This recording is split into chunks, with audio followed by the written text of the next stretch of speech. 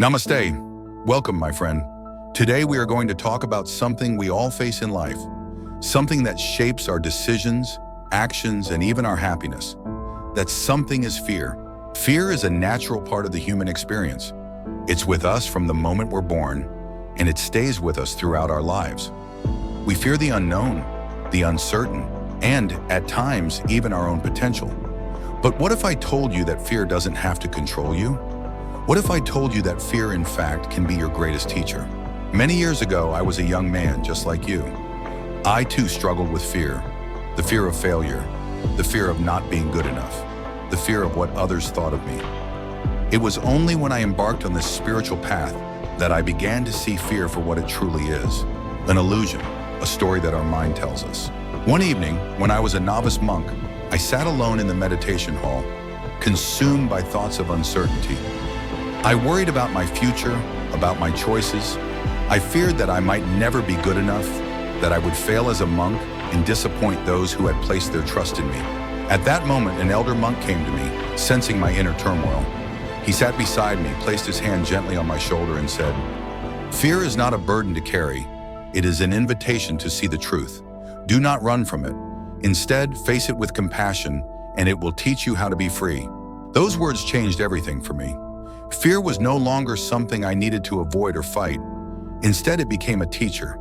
It invited me to look inward, to ask myself why I was afraid and where those fears were coming from. This is the first lesson I wish to share with you. Fear is not your enemy.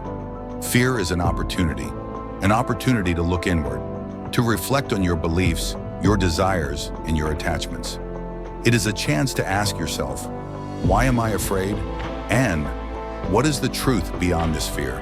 I remember another moment in my life when fear tried to stop me from taking a step forward. I was faced with the decision to leave the monastery and travel to a faraway place to serve others. The thought terrified me. What if I failed? What if I made a mistake? But in those moments of fear, I practiced mindfulness. I took a deep breath and asked myself, what is the worst that could happen? In reality, the worst wasn't so terrible. Failure is just another step on the path. Mistakes are simply lessons, and with each lesson, we grow. Here's something else I've learned on my journey. The key to living fearlessly is not to eliminate fear, but to create space for it without letting it control you. Just as a river flows freely without resistance, we must allow fear to flow through us. We can acknowledge it, understand it, and move with it, but we do not let it stop us. So, how do we live fearlessly? First, embrace fear as a teacher. Understand that it has a message for you. Second, don't wait for fear to go away before you act.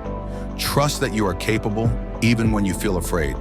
And finally, create space for fear without letting it control you. When you stop fighting it, fear no longer has power over you. I hope this wisdom resonates with you, my friend. Remember, fear is not the enemy. Fear is a teacher. And if we learn to listen, we can transform fear into a powerful ally on our journey toward peace and purpose. Now I invite you to reflect on your own life.